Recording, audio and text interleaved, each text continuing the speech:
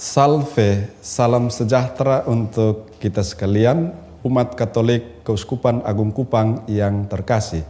Berjumpa kembali bersama saya, Romo Sipri Senda, Ketua Komisi Kitab Suci Keuskupan Agung Kupang.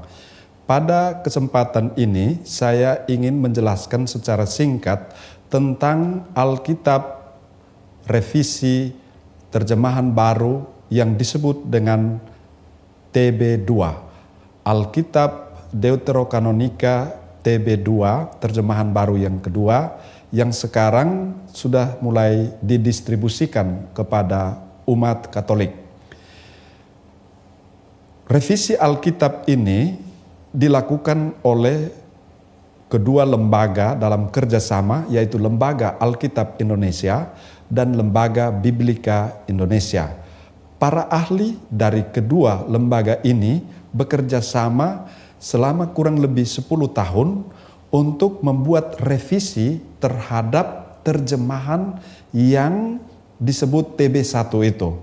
Terjemahan yang selama ini kita pakai di dalam kehidupan menggereja, baik di liturgi maupun pembacaan kitab suci, kita pakai yang selama ini berlaku, yaitu terjemahan yang dibuat atau diterbitkan tahun 1974. Dalam terbitan itu ada banyak istilah, kata-kata tertentu yang tidak lagi dimengerti oleh pembaca zaman ini. Maka revisi ini dibuat dalam rangka menyesuaikan terjemahan dengan perkembangan bahasa yang sangat pesat. Bahasa tahun 1974 tentu saja berbeda dengan yang sekarang untuk istilah-istilah tertentu. Maka revisi ini dibuat untuk membantu pembaca yang sekarang memahami secara lebih baik apa yang dimaksudkan di dalam kitab suci itu. Terjemahan yang benar atau terjemahan yang sesuai dengan konteks kekinian, konteks pembaca zaman sekarang. Beberapa contoh sebagai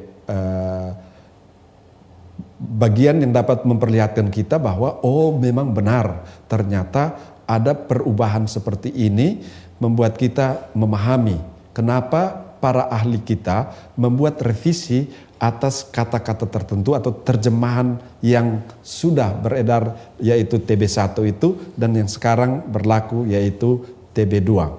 Misalnya kata ganja. Ya, kata ganja kalau dalam pemahaman kita yang sekarang itu sejenis narkoba. Tapi untuk pembaca tahun 1974, ya, tahun 70-an itu, ganja itu adalah balok yang dipakai di dalam pembangunan rumah Bait Allah, seperti itu. Nah, kata ganja diganti dengan kata balok, begitu. Misalnya yang lain, kata sorga. Kata sorga itu umumnya akrab untuk pembaca yang sebelumnya. Tetapi yang sekarang orang lebih cenderung menggunakan kata surga. Maka dalam revisi ini dibuat sorga diganti dengan surga. Contoh lain, kata daripada. Dalam konteks 1974 ketika diterjemahkan, kata daripada itu bisa bermakna juga sebagai dari, pengganti untuk kata milik. Misalnya buku daripada Romo Sipri, atau Bait Allah yang didirikan itu menggunakan bahan-bahan daripada seseorang, atau tukang-tukang daripada Raja Salomo, seperti itu. Tetapi untuk pemahaman masa kini, daripada itu adalah kata yang digunakan untuk membandingkan dua hal, yaitu misalnya yang ini lebih tinggi daripada yang sana, begitu. Daripada, perbandingan. Sedangkan kalau kata ganti dalam konteks milik itu hanya menggunakan kata dari. Maka semua terjemahan, semua dalam ungkapan dalam TB1 yang menggunakan daripada untuk milik dihapus atau diganti dengan kata dari saja. Rumah dari Raja Salomo, atau buku dari Romo Sipri. Ini contoh yang di luar teks kitab suci. Tetapi kata daripada itu digunakan secara tepat untuk membandingkan dua hal yang berbeda. Lalu hal yang berikut yang dapat saya jelaskan, yaitu ada frase-frase tertentu yang maknanya bias itu diganti. Contohnya, dalam terjemahan yang lama yang kita pakai sekarang ini, itu ada ungkapan misalnya, Israel berubah setia. Dalam konteks cerita itu artinya Israel berubah menjadi tidak setia. Tetapi kalau dibaca Israel berubah setia lepas dari konteks, orang akan memahami bahwa Israel dari tidak setia berubah menjadi setia kepada Tuhan. Nadanya positif, tetapi dalam kisah itu ternyata nadanya negatif, bahwa Israel berubah dari setia menjadi tidak setia kepada Yahweh. Ini dalam terjemahan yang revisi TB2 ini diatur sekian, diubah rumusannya bahwa Israel berubah menjadi tidak setia. Ungkapan berubah setia lebih dijelaskan bahwa Israel berubah menjadi tidak setia. Itu contoh dalam ungkapan-ungkapan seperti itu. Atau kata ipuh itu diganti dengan racun pahit. Ya, kurang lebih demikian.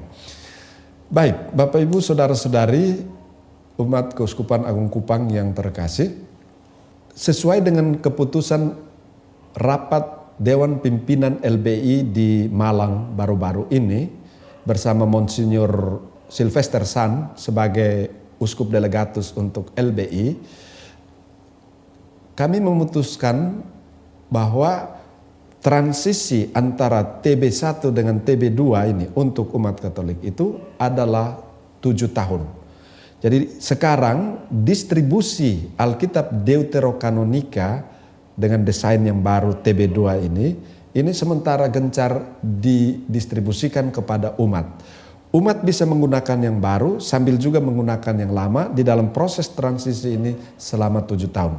Setelah 7 tahun, kita akan benar-benar menggunakan TB2 yang sekarang di dalam kehidupan menggereja, baik dalam liturgi maupun di dalam pembacaan-pembacaan, dalam katekese dan sebagainya.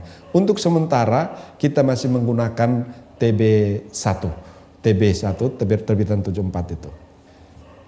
Sekian penjelasan singkat dari saya tentang Alkitab Deuterokanonika TB2. Setiap kita yang membeli Alkitab ini, Alkitab yang baru ini, nanti juga akan diberikan satu suplemen warna biru kecil. Satu Alkitab akan disertai dengan satu suplemen buku kecil berisi penjelasan kenapa ada revisi dan contoh-contoh revisi yang dibuat oleh tim revisi ini. Itu saja penjelasan singkat saya. Terima kasih atas perhatian. Tuhan memberkati kita sekalian. Salve.